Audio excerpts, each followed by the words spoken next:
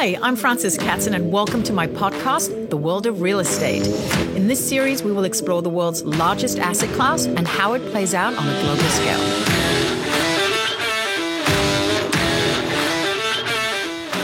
Joining me today is the CEO of brokerage for the Western region of Douglas Elliman, Stephen Kotler. I am so excited to have you on the show today. Thank you for being here. Hi, Fran. Hi, Thank Stephen. you for having me. I'm laughing like that because, well, let's just face it, Stephen was my manager at one point when I started in the business. My first day at Douglas Elliman, you were the first day on the job. It was. Well, here we go. You are now the bigwig, the CEO of brokerage for Western region of Douglas Elliman. Can you tell us a little bit about your current position at DE? My current position is to grow our business for everything west of the Mississippi, which I don't know what that really means. It's going great.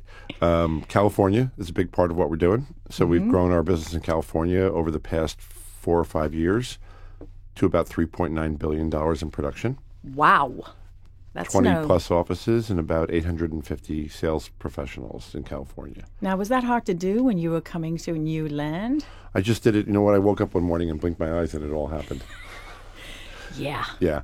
It's required a lot of work. It requires going out and understanding the markets, understanding what the landscape is like there, what the competitors are like. Who do you want to partner with? Do you want to grow your business organically by office and growing it slowly? Or do you want to find somebody that you can partner with and acquire and then have that great magic that happens if you find somebody else that you can work with that's just like you? Meaning companies, you know. Got it. Well, you were a top producing agent. You were number 2 in the country, I think, at one point. For like a minute. Oh, boy. But my point is that you were basically a specialist of the East Coast. So moving to the West must have been quite daunting, I would imagine. Well, I had to change my wardrobe. We went to Kicks, didn't we? We went to Kicks from leather sole shoes. That Nice. was a big one. It required, it's interesting. When we had the business in California when we started, we were operating it remotely. We had people that were there, but I was in New York. Wow. And That's tough. Howard called me and said, we're not going to be able to grow this thing unless we have somebody that's going to be there that really understands how to do it, understands the culture of Elliman, and figures out how we're going to grow the business and become as big on the West Coast as we are on the East Coast. So that took some time. Wow. It took some time to really understand it. But you've done it in a short window of time. I mean, it's really been quite quick. Well, I had some advice from Howard on this. You can either grow it organically, which is going to take time, like we did in Florida, the Hamptons, other markets where office by office we grew it, or you can find a company that you can acquire. Find somebody else in a company that has the same culture, great leadership, a really good footprint, because we wanted to be in all the luxury markets in California. And if you can find that, then the magic happens, right? And so we found Peter Hernandez, Telus Properties, and we were able to, Peter and I spent a year together before we closed to really get to know each other and understand if it was going to work. And you see so many of these things happen where companies acquire other companies, and you have a lot of breakage, as they say, right? You have breakage. Agents leave because they don't believe in the new brand. They don't understand it. But Peter's brand, it had the same DNA as Elliman of a family. It was run like a family. It was agent-centric. The agents were the clients, as Howard always says, and Peter ran his company the same way. And so when we went and when Peter and I met with every owner on the West Side, as they call the West Side. So in L.A., Beverly Hills, you have all these companies. Most of the owners are operating where they're also selling. And we wanted to find an owner that wasn't selling, that was focused on running their business, not selling houses. How did you find Telus? I went and I just called every owner and I said, I want to have lunch. Are you serious? Yeah. I met with every owner there. I wanted to just get to know them, right? So you get to, and you have these lunches and you start understanding who they are. I went to some round tables where their owners were all together. And when I met Peter, within 10 minutes of meeting Peter, and you know Peter, I knew that it would work. I knew that if we could figure out the dynamics of it, the business part of it, putting together the deal, that the companies would work. And we had so little breakage after we closed. But that's also because you were a good manager. So I'm sure you were able to create a sense of connection for them, even if it was a new brand. Yeah, you can, but you still have to worry about, like, what do they think of us? This is big Douglas Elliman coming out here, and, they only know us from the East Coast, and they knew us a little bit from L.A. because we were already there before we acquired him. But everybody's going to have their own preconceived notions of who you are. I think the important part was that Peter had done this before in his previous life working for other real estate companies where he'd done acquisitions. Mm-hmm. He knew how they could fail miserably. He knew what to avoid. And I had done it enough where Howard, we'd done it in New York with some companies. We also brought a lot of agents in. So between, I think, both and also the leadership, Kenny Haber, everybody else behind this that put the deal together, looked for all the roadblocks that were there and were able to say, okay, how do we get to the next point? And you have to wrap your arms around your agents. How do you do that? If you've not ever been an agent, it's hard to run a real estate company. When you really know what it's like to wake up every day, and as you said, the juggle is real, right? Sure How do you is. do this every day? How do you wake up every day when you don't know where the next dollar comes from? And how do you make it happen? So if you understand that, and you understand where these people that are doing this, these very talented people, are coming from, and how the fear that they have, and all the same worries that everyone has about how am I going to do this, then you can start to deliver great things to them. And yeah, they need the basics of how do I run my marketing operations and how do I get the website to work. But it's really digging down deeper into, my job, quite frankly, is to grow people that are working within the company and recruit new people into the company that I can grow. Take them to the next level. Like when you meet with somebody, when you're going to recruit them, I think the difference between us and probably some of the newer companies that are out there, I don't have to pay anybody to come work for me. And someone said it to me once. It was outside of my business. One of my kids said, "Dad, you don't pay anybody to come work for you. They come to work for Douglas Elliman because they want to be there." It's 100% true. And so when you pay people to come to a place, they're coming for money. They're not coming for all the right reasons. And they're going to leave for probably the same reason. 100%. We don't do that. And I think with us, they really can see that we take people and take them to another level. Look at you. All right? Like, I'm so proud of you. Right? Look at where you started that day when we were sitting together and you didn't know where it was going to happen from. Nope. I was in tears with the Kleenex. Right. And now you're in the top 10 in the company perennially every year. Right. So how do you get there like that? How do you do that? Stress. Hustle, baby. Yeah. Hustle. Mm-hmm. And fear. And also some coaching, right? Yeah. But Coaching. it's amazing. It really means a lot when someone actually cares about you as a broker. I think it's really tough when they don't. We just had our convention, and people were coming up and talking to us, and they said, and these are new people that had joined us, and they said, what I saw from you immediately as a company is that you care. Mm-hmm. And that starts with Howard throughout the entire company. It cascades down, and he always says it, the agents are our clients, and you have to remember that every day. I love that philosophy. How did you get started in real estate? So I was in the restaurant business before. Stop it. I did. Yeah, I had left college to go and move to Aspen, Colorado with my dad, and we opened up a business there. Did that for a couple of years. It was fun. Got to ski a lot. And I just felt this pull to go back to New York. I wanted to be back in the city, and I came back to the city, and my dad had been in real estate his whole life, and he knew a guy named Hank Sofer that ran a very big rental business in New York at the time. This is back in the 80s when you couldn't rent an apartment. I'm dating myself. And Hank was the biggest rental broker in town. You couldn't rent an apartment without going through a broker at that time. Mm-hmm. There was no internet. It was ads in the newspaper. So I got into that. I started as an agent. I then became a manager of one of the businesses within that company, managing an office. And then Howard Milstein bought Douglas Elliman. And I knew the Milsteins from the rental business. And I knew some of the people there, and I went and I interviewed. This is in 1991. I think we had about 285 agents in the company in 1991. And I went through about 4 or 5 interviews before I got a desk. And there were 22 of us that were doing rentals at the time, and that's how I got into the business. I was doing rentals, and we were at 1015 Madison originally, then 654 Madison, and then originally 575. But I got into the business as a rental agent in 1991. If I'm not mistaken, I remember that you sat in the HR lounge of some of the biggest banks in New York for years until someone would let you in and meet with them to become their go-to rental relocation specialist. I didn't have any contacts. I didn't grow up in New York, so I didn't have the connection with going to school. It was brilliant. No one ever was able to do that, and no one has really done it since. You were like one of the few brokerage groups or teams that dominated through that business model? I just waited until they said yes, because none of us that are in this business will take no for an answer. That's impressive. Seriously Thanks. impressive. What is it like to transition from East Coast to West Coast, besides the fact that the bagels suck? Let's be serious. And the pizza. Yeah, probably. I think that the biggest transition is that the business is done differently first, right? So it's not an attorney state. Yeah, that's so we right. have escrow. That's insane. And you guys write your own contracts. And I will say this, and I'll own this right now. The West Coast brokers work much harder. I know that hurts. That really is a sensitive Because they're place. taking it from not only the showings, which is different to begin with, right? But they have to take the deal all the way to close. Yeah, so but they get a higher split. they do get a higher split, but they also spend a lot more money of their own on their marketing than an agent would. But agreed, they get a higher split. But here's what their work doesn't really begin until there's an accepted offer and a signed contract. Wow. That's when the work begins. Okay. So Really?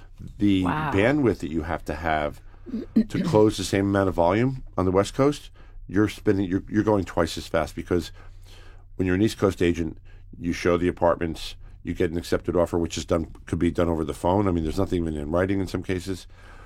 Eventually, you get to an accepted offer, and you have contracts prepared, and then the attorneys go. And yes, you as an agent still have to shepherd that. But the real difference is that you have to do all the work as a sales agent. Once you're working on that deal into a signed contract, then the work begins to go through the inspections and get everything done. So there's a lot that's involved. So I think that's probably a big transition to the West Coast. I think the other part is the pace. You mean you don't like that insane fly by the seat of your pants? I'm sorry, what lunch? Well, I brought the New York pace there, I think, a little bit as well. I think it's a little bit of both. So our day starts earlier because New York is already running, and so my day starts a lot earlier, and it ends earlier usually as well. So by 5 o'clock on the West Coast, it's getting pretty quiet. Are you serious? Yeah, 5 o'clock is lunchtime. I think for us, as running the business part, for the agents, they're still out showing. But my day starts at 5 or 6 in the morning. I'm already getting emails from the East Coast, and so I'm starting to operate. Got it. But so I think the pace was different, and getting our salespeople to maybe think a little bit more like East Coast brokers in the pace, be a little bit more aggressive, not that typical California vibe, but a little bit of both. That's a nice mix to have. Is it true that people on the West Coast live healthier? I think that I'm living healthier. I hope that a lot of people are. But I think you are, because it's also there. It's in front of you a lot more. It's beautiful. The weather's great every day. You want to be outside. Yeah, you want I to know. exercise. I You want to know. hike. The hiking's a big one. I didn't know about hiking and what hiking meant until you get to California. But it's kind of like glam hiking. What does that mean, glam hiking? We have to actually come up with a hashtag for that, I think. I don't know if it's glam hiking, but we'll think of something good. Glam, yeah. Yeah, you go out on a Saturday and you go to one of the parks and you'll see 500 people there all hiking together with their dogs, and they have their headsets on and with their friends, and so it's a social thing. That sounds quite nice. How has Los Angeles changed you? I think that's part of it. Probably it's being outside. I think is different. It's changed me in that I've learned to slow down, appreciate things a lot more, and also go slowly. It's not a marathon. I'm sorry, it's not a sprint. It's a marathon. And I think that in New York, you're sprinting all the time, That right? explains my burnout. Yeah, you're sprinting for everything. It can wait sometimes. Everything doesn't have to happen at that moment. And I think that that's what's changed me, is that I've given that perspective. And I think working with Peter Hernandez, who's this exceptional person, He's unbelievable. he's changed me, because my outlook on things is very different. You become very judgmental in New York of everything. It's just part of it, Stop Yeah, it. it is. I mean, it's just there. It's like, it's part of your DNA. And so stripping that down and giving room for people to have room to breathe a little bit and not expect things like, you would send an email in New York City and you expect a response back in 2 minutes, 3 minutes, Yep. right? Yep. It's okay if it takes a couple hours sometimes. Ooh, our clients would have a heart attack on that one. But I hear you. I would like to be able to do that. On a macro level, give us a rundown on the West Coast market, please. So I think, the West Coast market, it went through, I think, the same thing the East Coast did for a while, where there was a slowdown. They even say, like, if the East Coast gets a cold, the West Coast gets a sniffle. So it comes across the country. I think the financial markets get hit here first. But LA's become much more of a financial center as well. but we're really driven also by the entertainment business a lot. Mm-hmm. In the last 2 quarters, we've started experiencing and seeing growth, and we've had some major sales. We've had 6 or 8 sales over $60 million last year in 2019. And that's coming a lot from the entertainment business. Mm-hmm. Jeff Bezos purchased it, which was just recently made public. $165 million. Yeah. I mean, With David Geffen. That's mega purchases, right? So Lachlan you see Murdoch. Lachlan Murdoch as well, and that's, again, entertainment money. Mm-hmm. So we're seeing that the high net worth individuals, they want to be in Los Angeles. They want that quality of life. Trophy property, too. Trophy properties and also quality of life. Yep. I get that. In Manhattan, single-family homes are a rarity, but obviously in LA, they are more common. One of the best value barometers for condos and co-ops is price per square foot here in New York. When working to determine the value of a single-family home that's north of 5,000 square feet, what are some of the ways you guys are sizing that up? Location. Gotcha. Got it. That's important. It's a little bit different than New York in that, you can have a Park Avenue buyer that goes to Tribeca, right? I think, people are buying the building and the lifestyle now. You can probably say more to that, but I think that's happened in New York City where you've seen that person that was cemented on Park Avenue suddenly looking to live in Tribeca. Yeah. It's like, wow. Yeah, we're seeing a changing, huge change of value dollar per square foot for people who want to now be downtown. It's commanding more in some ways. Yeah, I think with us, it's probably... So we're starting to see the multifamily market, and I think we're going to talk about that a little bit. But we're seeing that people want trophy properties that could be by an architect, really, a star architect, as they say, but really significant architectural properties drive the purchase.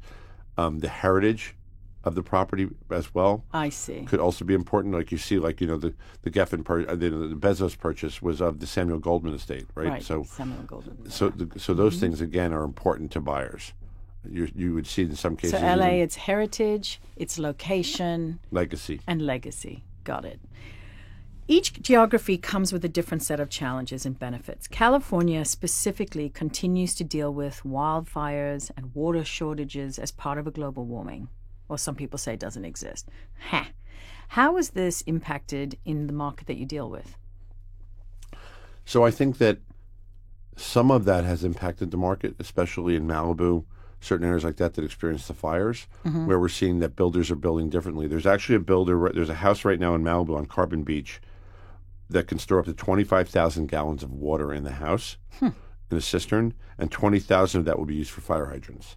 So they're actually building that into the process. That's amazing. It's also interesting to note that certain insurance companies have their own private fire departments now. So as part of your insurance policy, you get certain coverage for private fire coverage. As well. You do. Stop. So only in LA, baby. Oh my God, it's almost as impressive as Bezos buying with his own petrol pump or gas pump. Yeah. For nearly 20 years now, big tech and dramatically increased, the tech scene has increased the values of homes in major markets in the West, including San Francisco, Seattle, LA, and more. Can you tell us a little bit about this evolution and what it means for real estate in your mind? So, the media and entertainment industry, along with the tech industry, has pumped tens of billions of dollars into the Los Angeles markets. And a lot of the top sales that are occurring right now, as we said, are occurring by captains of industry that are part of those markets. Those titans certainly are burning big money. They are, and we love it. Can I just interject? Did you know that Bezos's purchase at $165 million was like 0.8% of his actual wealth? That's like the equivalent of $75,000 for a home. I mean, it was like, in context, as someone who's earning, I think, 100. It was. Well, I think it's also interesting if you look at purchasing and if you look at where people began. Let's say 20 years ago, if you were buying a trophy property. So let's look at it this way. And I'm not going to say that I own this because Howard has brought this up before in interviews. So somebody will purchase a boat for $100 million and spend 1/10 of their time on that boat for $100 million for an asset that's sitting in the water. But they were only spending $20 million or $30 million on a home. That's starting to reverse, and they're saying, you know what? I'm going to live in that home. That's where I'm actually going to invest in an asset. That the boats, the planes, and all those things are great, but you're really spending a very small period of your, part of your time on that. So I think what we're starting to see is that there's a leveling for especially very high net worths, where they're saying, these properties are worth this much. If I'm going to spend that much of my time in this, in my life in this, in my family and lifestyle, and also way traveling is going on. We're talking about coronavirus right now. If you have the ability to be in a home where you have a lifestyle there, and that's what LA is, you can have a home that has that lifestyle. It has the gym, it has the saunas. You can even have a salon. We saw a property recently where they have their own dental clinic, or not clinic, but dental room in the property for their dentist to come in and do the work in the house. I'm just going to say, that is so LA. It is. So LA. It is. I'm just going to go to my dentist downstairs. But you know what? You would have to drive a half hour to your dentist. If your dentist comes to you, you have it in the house. Oh, my gosh. Maybe to also just expand on that a little bit. You're also seeing TikTok. You know, a lot of the Silicon Valley companies are now Silicon Beach. And so we're seeing more and more of the tech companies that are coming into our market. Silicon Beach, I like it. Silicon Catchy. Beach.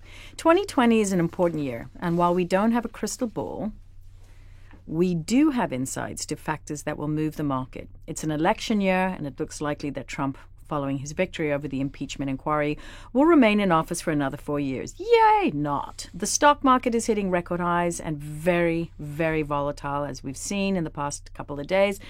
With 600-point swings, unemployment rates are low and GDP is up. The global economy is struggling. Interest rates are incredibly low. With all of this in mind, what is in store for real estate in the next 18 months, in your opinion? Wow. You want me to have a crystal ball? Go for it, buddy. If I could do this on a consistent basis, you'd be very wealthy. We'd have a great business together. You know, so I don't really have a crystal ball to look at and predict the future. But elections are certainly going to cause a lot of distractions in the market. I mean, no matter what side you're on, right? So, you know, I don't think that one ever takes sides in this, but wherever you're on, it's going to affect you in some way. Oh, go on, take a side. No, absolutely not. No? No, and I think there's buyers and sellers that are probably planning on the waiting game to see where it all ends up. I don't know. There's a big uptick right now. Yeah, we have seen it. But typically in most election cycles, people make that an excuse, let's say, to wait and see what happens. Got it. I mean, we've got an uptick of 22% right now. That's big. In absorption, yeah. So what do you personally find to be most rewarding about your job? We're going there. Okay. Waking up in the morning and it's 75 degrees and sunny. That's so unfair. I think the other part... You don't miss that pasty white, gray, overstressed, cloudy New York weather? I can come visit it whenever I want. I think that, the other part that's rewarding about the job and not the lifestyle is that we're getting to behave like a startup in many ways because we're so cool. New to that market. Yeah. And Howard's letting us do that. He's letting us grow the business.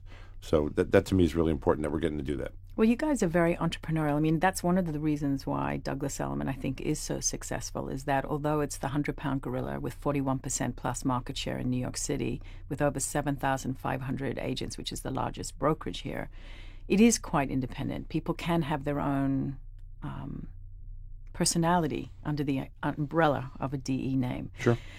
What are one or two of the biggest lessons you've learned about the business since you've been in real estate? Wow. Yeah. Over 29 years. Now you're really dating yourself? Be patient. That's a lesson I think that's really important, is to be patient and also listen. Listening is really important. I think that we as salespeople always want to be speaking. Mm-hmm. And I think the more that you can sit back and take it in, and I think that, and one other is probably to get great people around you. If you build a strong team, you're going to be amazed. You're going to have a really strong business if you can build a really strong team. It takes time for all of that, doesn't it? It's, we're talent agents in many ways. I look at it that way. And, I equate I've that to the never other heard thing. that. We're managing talent the same way that, That's so same way that Phil Jackson managed Michael Jordan, Scottie Pippen, and Dennis Rodman. We have to manage talent the same way. You got to push the buttons on each person differently to get them to perform at high levels. Well, I think that's the difference between staff and great management. And I think that is one of the reasons why I was able to develop well, was I had you as a manager in my first formative years as a broker. I would run into your office going, okay, now what do I do? And I remember you said to me, the art of nothing.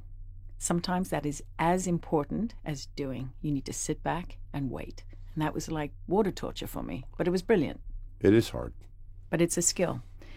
Are you working on some exciting new development projects that you can share with us? Oh, absolutely. Is this where we sell? This is where you put it in. You've got a few. Go. Yeah. So the Addition, which That's is gorgeous, a by project the which way. we have in West Hollywood on Sunset, which has done really, really well. We opened it up about a year ago, almost sold out there. That's a great project. So that's close to the end, but still have property there that we can sell. Now, that's some of the highest price per square foot you've ever achieved, right? We blended over 3,000 a foot, which had never been Jeez. done before. Wow. And I love this. When Element goes into a new market, we're always saying it's never been done before, because we're always breaking Pushing. into these markets and pushing the market to the next level. I love that you So- break the glass ceiling. We love that.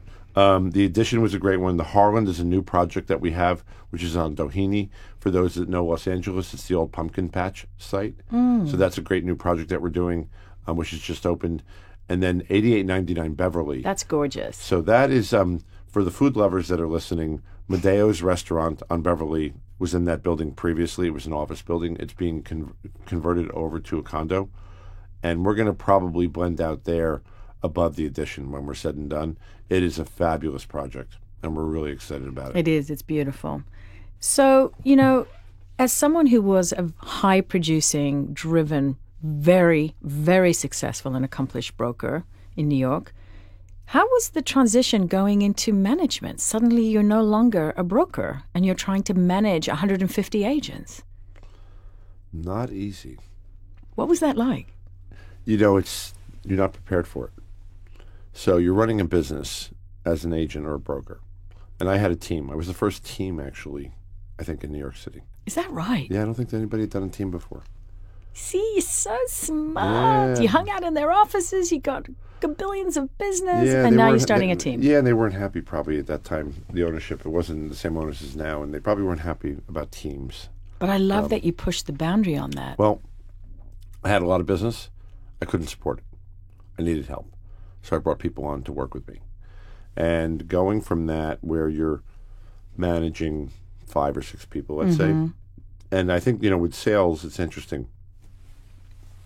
With sales, it's interesting. There's going to be good salespeople that don't necessarily understand or have the ability or tools to manage people as well. So I wouldn't know anything about that. yeah, it's a skill set. And so I had the skill set, I think, to a degree. I had a team that was really successful, did really well for many years. And then taking that and saying, okay, now you're responsible for 150 people and getting them to produce. In the office that I was in as an agent, I became the manager of. Oh my God, that must have been such a conflict of interest. I felt like I had a target on my back sometimes. Yeah, I'm sure. Yeah, because everybody's looking at it and saying, huh? Why is this guy doing this, right? And for me, it was, I thought I'd accomplished a lot in the sales, and I really wanted to do something where I was challenged. I'm always uncomfortable when I'm not challenged in some way. So I wanted to be challenged. So moving into that leadership role, I had a lot of mentors around me. I had people that helped me understand how to do it. But it's just really trial and error. So just a little tidbit for those of you who are listening. My first day at Douglas Elliman, because I left the competitor, was the first day that Stephen Kotler was the manager. And I had a little facial peel. I looked like a burn victim. And he was so uptight with me, right? It was my first experience with an agent coming in and And I saying, burst out crying. you were crying. I think I gave you some tissues and left the room for a minute and let you compose yourself. That's so unfair. Yeah, well, it's a different thing, right? And you have to be there for people and coach them and all the things that you want to do to make them, get great, right? So Yeah. it wasn't easy. Yeah. Well, what's your biggest vice? Sugar. Probably not a good one. Probably not At the least healthy you're honest choice. about it. Yeah, I like sweets. I like dark chocolate. That's probably my biggest vice. It has been a treat. Thank you so much, Stephen Kotler, for coming in today. Francis Katzen, thank you so much for having me.